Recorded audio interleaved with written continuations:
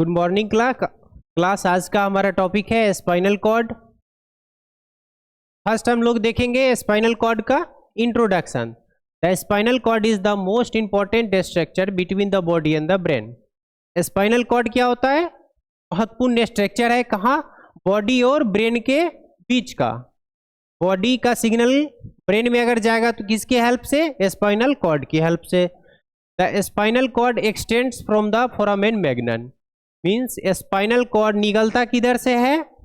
Brain के last part जो है फोरामेन मैग्नम पार्ट, वहां से वो निकलता है। Where it is continuous with the medulla to the level of the first और सेकेंड लंबर वर्टिब्रा। कहाँ से शुरू हो रहा है? फोरामेन मैग्नम से। और कहाँ पे लास्ट हो रहा है? L1 और L2 के बीच में, फर्स्ट और सेकेंड लंबर वर्टिब्रा। इसे ही बोलते हैं L1 L2। Means foramen magnum से शुरू होके L1 L2 के बीच में खत्म हो रहा है स्पाइनल कॉर्ड। ठीक है, it is a vital link. हाँ, एक चीज और, L1 L2 के बीच में स्पाइनल कॉर्ड खत्म होता है और एनेस्थेसिया कहाँ पे लगाया जाता है? L2 और L3 के बीच में, इसके जस्ट अगले में। ठीक है, नेक्स्ट देखते हैं। It is a vital link between the brain and the body and from the body to the brain. क्या बोला गया? ये एक महत्वपूर्ण लिंक है बॉडी से ब्रेन के बीच में और ब्रेन से बॉडी के बीच में। जिस टाइम सेंसरी इंपल्स जाएगा रिसेप्टर के द्वारा, सेंसरी नर्व्स के द्वारा, तो उस टाइम किधर से किधर जाएगा? Body to brain. और जब उधर से मोटर रिस्पॉन्स आएगा तो किधर से आएगा? Brain to body. फिर है the spinal cord is 40 to 50 centimetre long and 1 centimetre to 1.5 centimetre in diameter. Means ये लंबा 40 से 50 सेंटीमीटर होगा स्पाइनल कॉर्ड, और इसका डायमीटर कितना होगा? 1 से 13 सेंटीमीटर।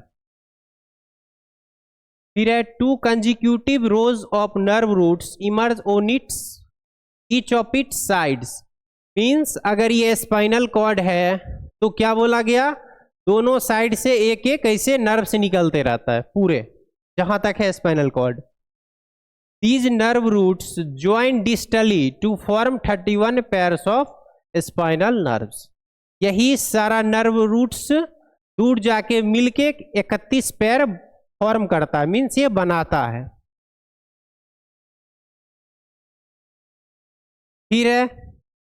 फिर आगे दिया हुआ है उसी का ये शॉर्ट है। Begins from outside skull foramen magnum, और कहाँ तक जाएगा? L1 L2 के बीच तक। ठीक है, और L2 और L3 के बीच में क्या लगता है? एनेस्थेसिया। ये कोनस मेडुलारिस, ये उस जगह का नाम है। टर्मिनेट्स एट मीन्स वहां पे जाके खत्म होता है। जहां L1 L2 है ना, उस जगह को क्या बोल रहे हैं? कोनवस मेडुलारिस। फिर है foetal third month end set coccyx. बच्चा जो रहता है, फीटल किसको बोलते हैं? जो बच्चा भी पेट में ही है, भ्रूण जिसे बोल रहे हैं, उस बच्चे को थर्ड मंथ में जब वो रहेगा, फीटस या फीटल, तो उसका स्पाइनल कॉर्ड कहाँ पे इंड होगा? कॉकिक्स के पास। कॉकिक्स कहाँ है? नीचे है। ठीक, फिर बर्थ के टाइम पे कहाँ रहेगा? L3 के पास। जिस समय बच्चे का जन्म होता है उस समय उसका स्पाइनल कॉर्ड कहाँ पे खत्म होगा? L3 के पास। फिर एडल्ट में एट अप्रॉक्स L1 L2। और जब व्यक्ति जवान हो जाता है, बड़ा हो जाता है, तो उसका क्या हो जाए? स्पाइनल कॉर्ड L1 और L2 के पास खत्म होता है। फिर ये है काउडा इक्वेना। ये क्या बताते? जैसे यहाँ पे आके स्पाइनल कॉर्ड L1 और L2 के बीच में खत्म हो चुका है, तो यहां से क्या है? काउडा इक्वेना शुरू होगा। इसका स्ट्रक्चर कैसा रहता है? ऐसा घोड़े के पूंछ के समान। मीन्स यहां से काउडा इक्वेना अगर बॉडी में देखेंगे तो कहां पे रहेगा? कमर के पीछे के पास। वहां से ऐसे मानो बहुत सारा नर्व्स निकलेगा, तो दोनों पैर में सारा नर्व्स चला जाएगा। ठीक, 2 भाग में बट के, वही काउडा इक्वेना होता है। कहां से शुरू? L1 L2 पे स्पाइनल कॉर्ड खत्म, उसके बाद से ये शुरू होता है काउडा इक्वेना। ये क्या होता है, बहुत सारा नर्व्स का ब्रांच होता है जो दोनों पैर में जाता है, पूरे लोअर बॉडी में। बिटवीन L2 से S2 मीन्स काउडा इक्वेना किधर बोला गया, L2 और S2 मीन्स सेक्रम वर्टिब्रा या फिर सेक्रम, ये जो है सेक्रम स्पाइनल कॉर्ड का सेगमेंट है, वहां से और L2 पे काउडा इक्वेना ये निकलेगा, हॉर्सटेल लाइक स्ट्रक्चर। ठीक, वहां से दोनों लोअर बॉडी में जाएगा, मीन्स दोनों पैर के पास जाएगा। फिर है regions of spine. Spine means vertebra, ठीक है, या वर्टिब्रल सेगमेंट। इसे देखते हैं। फर्स्ट क्या है, सर्वाइकल,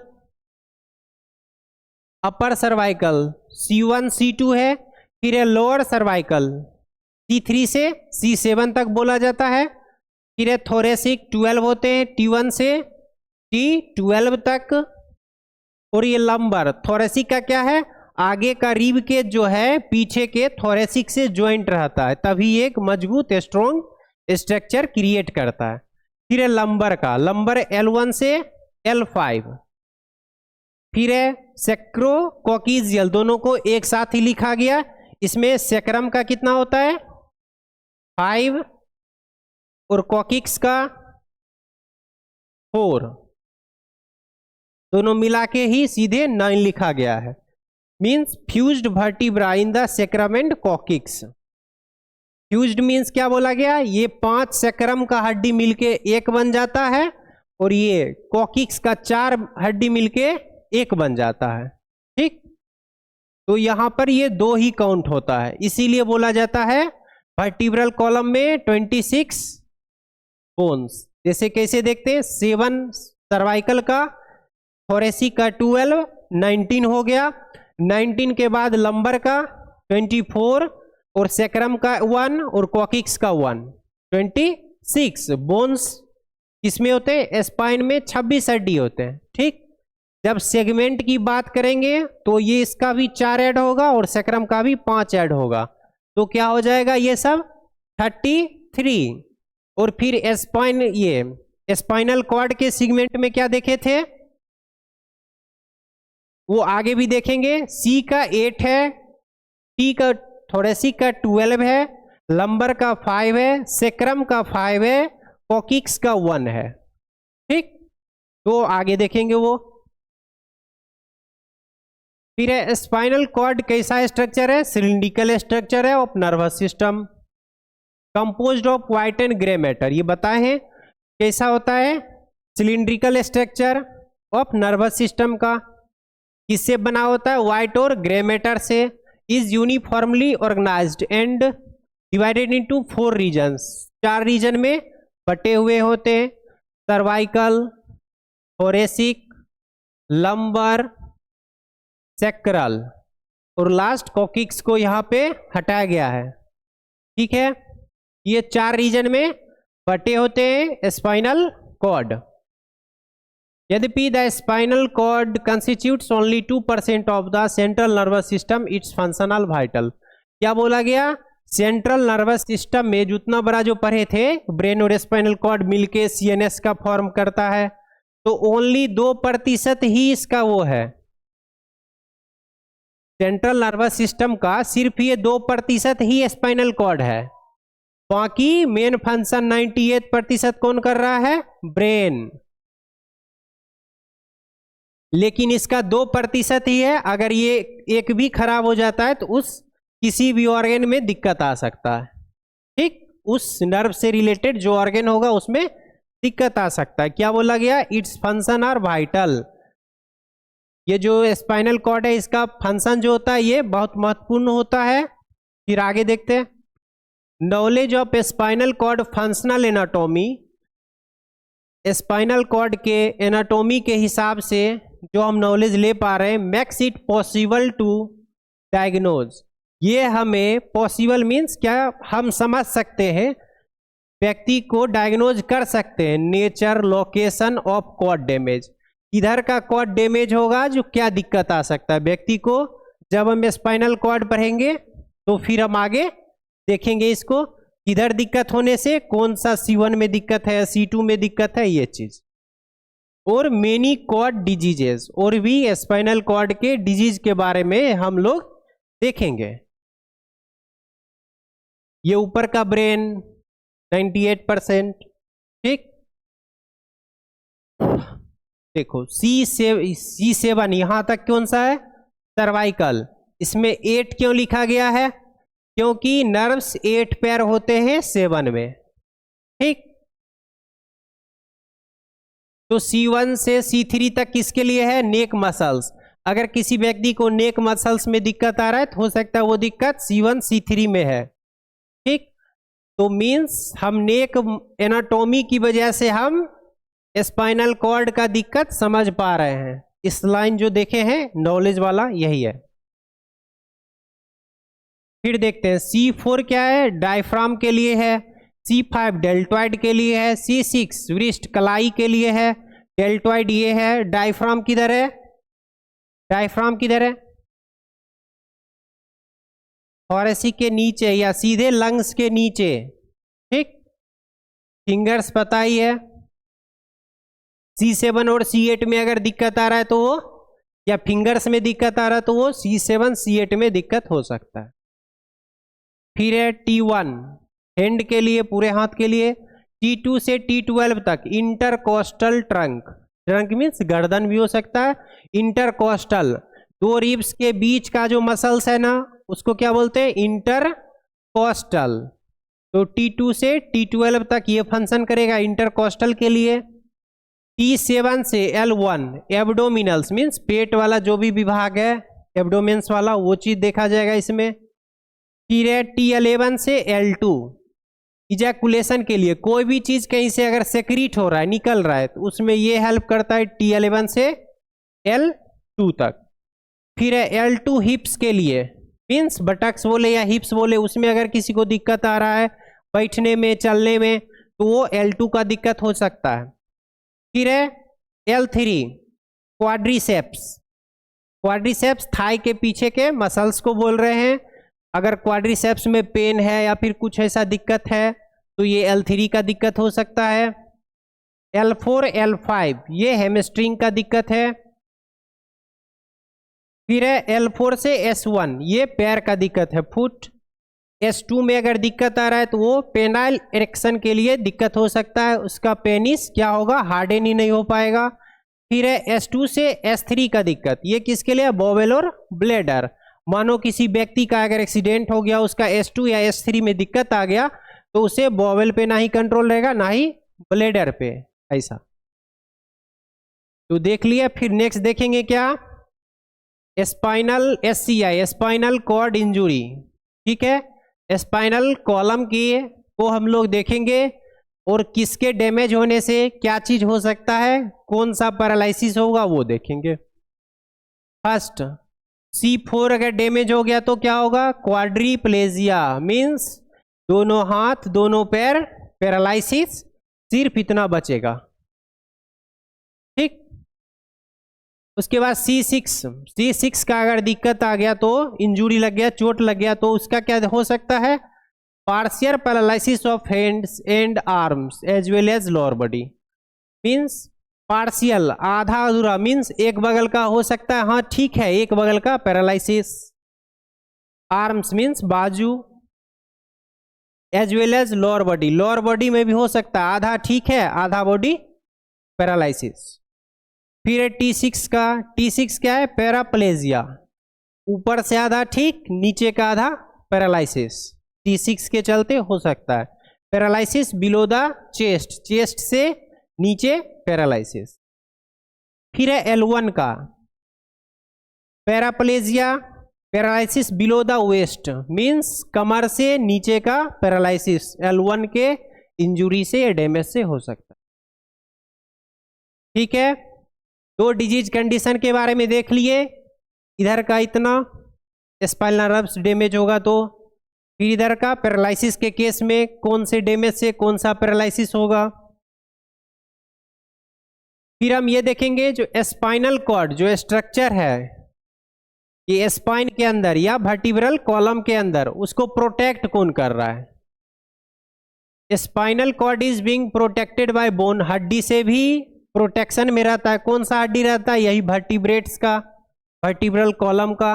मेनिंजेस से प्रोटेक्ट रहता है, सीएसएफ से रहता है, और of 3 type of from outside to inside, means ये 3 प्रकार के रहते हैं बाहर से अंदर तक में। पहले हड्डी, पहले क्या रहेगा? बोन रहेगा। उसके बाद कौन सा लेयर आएगा? मेनिंजेज का लेयर शुरू होगा। मेनिंजेज के लास्ट स्पेस में क्या रहेगा? सीएसएफ। उसके बाद डायरेक्ट स्पाइनल कॉर्ड। फिर वही देखते हैं ड्यूरामेटर, दूर वाला, बीच का एर्कनोइडमेटर, पायमेटर, उससे भी अंदर का, सबसे अंदर का। 3 पोटेंशियल स्पेसेस आर, और इस तीनों के बीच में जगह भी है। उस स्पेस को फिर epidural, outside from the dura mater, dura mater और वर्टिब्रल कॉलम के बीच का स्पेस इपीड्यूरल। सब ड्यूरल मीन्स ड्यूरा के नीचे, बिटवीन ड्यूरा एंड एर्कनोइड, यहाँ पे सब ड्यूरल। फिर क्या है? सब एर्कनोइड, एर्कनोइड के नीचे। डीप टू एर्कनोइड मेटर, और इसी में क्या रहता है? एर्कनोइड मेटर में क्या पाया जाता है? सीएसएफ। सब एर्कनोइड स्पेस में ही सीएसएफ पाया जाता है। फिर इसी का डायग्राम, पायमेटर देखो सबसे अंदर शो हो रहा है, फिर एर्कनोइड मिडिल में, ड्यूरा बाहर बाहर।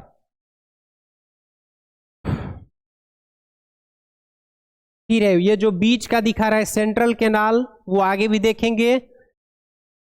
जब इसका सलेंट कट होता है स्पाइनल कॉर्ड का, तो यहाँ पे एक क्या है? सेंट्रल कैनाल पाया जाता है बीचों बीच। फिर है anterior median Fisher. Anterior means सामने का, मीडियन मीन्स मध्य रेखा से जो मतलब भाग में बांट रहा है स्पाइनल कॉर्ड को, वही हो गया एंटेरियर मीडियन फीसर। फिर है वर्टिब्रल कॉलम के बारे में। वर्टिब्रल कॉलम जान ही रहे। Vertebral column is also known as spinal column और बैकबोन। रीढ़ की हड्डी या स्पाइनल कॉलम भी इसे कहते हैं। The bones of vertebral column are called vertebra. Vertebral column के हड्डी को वर्टिब्रा बोलते हैं। They provide protection to spinal cord. ये स्पाइनल कॉर्ड को प्रोटेक्ट करते हैं। ये डिवाइडेड इनटू 5 पार्ट्स, 5 पार्ट में डिवाइडेड होते हैं। पहला सर्वाइकल 7 होंगे, थोरेसिक 12, लंबर 5, सेक्रल 5, कॉकिक्स 4। ये दोनों फ्यूज्ड होते हैं और एक एक हो जाते हैं। वो किसका सेगमेंट था? वर्टिब्रल कॉलम, स्पाइनल कॉलम या बैकबोन। ठीक, जो 33 सेगमेंट से 26 बोन से। अब ये किसका देख रहे हैं सेगमेंट्स? स्पाइनल कॉर्ड का। Spinal cord divided into 31 segments from which 31 pairs of spinal nerves are arises. 31 भाग में बांटा जाता है स्पाइनल कॉर्ड को, और इसमें से 31 जोड़ा, 31 पेयर में स्पाइनल नर्व्स निकलते हैं, अराइज होते हैं। सर्वाइकल सेगमेंट, सर्वाइकल नर्व्स 8 होंगे ये, क्योंकि C1 के पास 4 नर्व्स होते हैं, मीन्स 2 पेयर। ठीक, C1 के पास सर्वाइकल नर्व्स के पास पहला जो है सर्वाइकल, उसमें 2 पेयर पाए जाते हैं, मीन्स 4, इसीलिए ये 8 हो गया।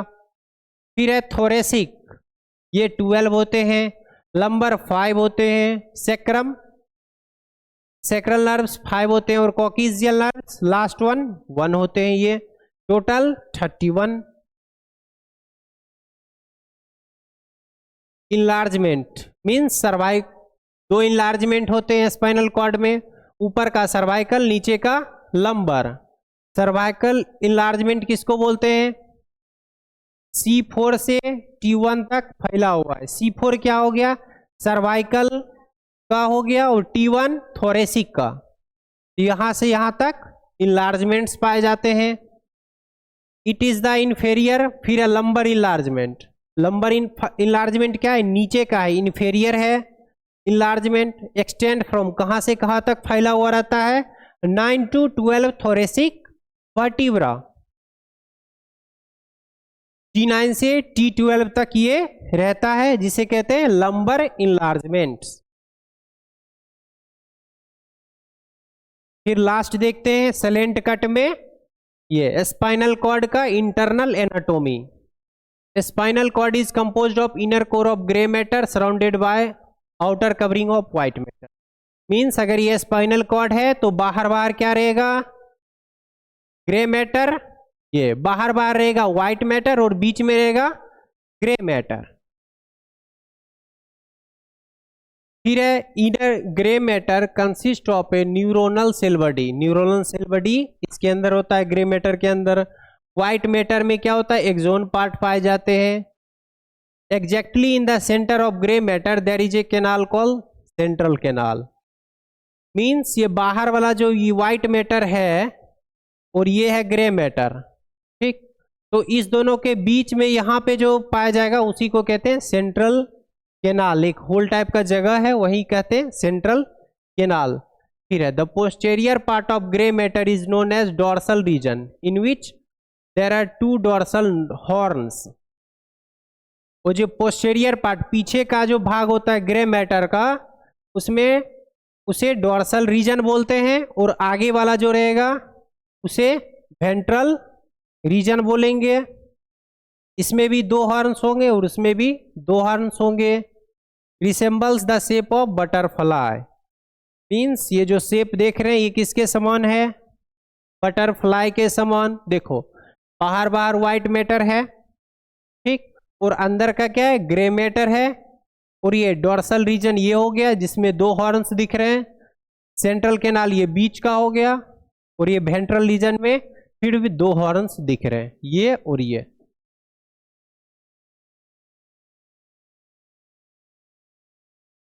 फिर है रिफ्लेक्स एक्टिविटी। रिफ्लेक्स एक्टिविटी क्या होता है, कोई भी चीज टच किए और उसका रिस्पॉन्स आना, यही है रिफ्लेक्स एक्टिविटी। इसको सिंपली डिफाइंड एज इनवॉलंटरी और immediate response of voluntary muscles to a specific stimulus. कोई भी गर्म तावा टच करने के बाद मेरा हाथ क्या करता है, पूछता नहीं है हमसे जो हाथ हटाए या रखे रहे, वो खुद हट जाता है, ठीक। तो यही हो गया involuntary response. The pathway followed by the nerve impulse that process the reflex activity से क्या बोलते हैं, रिफ्लेक्स आर्क। जैसे कोई गर्म प्लेट है, मानो यही गर्म है, इसको ऐसे टच किए ऐसे जो बन रहा है एंगल, आर्क। ये जो ऐसे हाथ हुआ, ये जो एंगल बना, यही हो गया आर्क। मीन्स रिफ्लेक्स एक्शन के साथ जो एंगल आर्क बन रहा है उसी को बोल रहे हैं reflex arc. The pathway followed bye nerve impulse. Means गर्म तावा को टच किए तब तक हाथ ऐसे है, ज्यों ही ब्रेन से रिस्पॉन्स आया, स्पाइनल कॉर्ड से रिस्पॉन्स आया, ऐसे हुआ हाथ, तो यहाँ पे आर्क का फॉर्मेशन हो गया। If the reflex action is produced by brain then it's called cranial reflex. और स्पाइन के द्वारा होगा तो spinal reflex. Means spinal cord के द्वारा हुआ तो स्पाइनल रिफ्लेक्स, ब्रेन के द्वारा क्रेनियल रिफ्लेक्स। इसमें 5 मेजर कंपोनेंट्स होते हैं। रिसेप्टर जो पहचाना ये गर्म है, ठंडा है, कैसा है। सेंसरी न्यूरॉन्स जो ले गया सिग्नल को ब्रेन के पास। Control system means brain. Motor neurons जो वहां से आदेश आया इधर। इफेक्टर मीन्स जो हाथ ऐसे बैक आया। यही 5 कंपोनेंट मिलके रिफ्लेक्स एक्टिविटी को करते हैं। यही इसका लास्ट डायग्राम है, ठीक है, जिसमें देख रहे हैं यहाँ गर्म पानी है, उबाल आ रहा है इधर से भाप जैसा। रिसेप्टर ये है, ये सेंसरी न्यूरॉन है, इधर से ये सिग्नल को ले जा रहा है इधर की ओर, और फिर यहाँ से रिप्लाई, हाँ, मोटर न्यूरॉन के द्वारा आया और इफेक्टर यहाँ पे काम किया। और यहीं पे जो ये हाथ ऐसे हुआ इसी को रिफ्लेक्स आर्क बोलते हैं। Thank you class.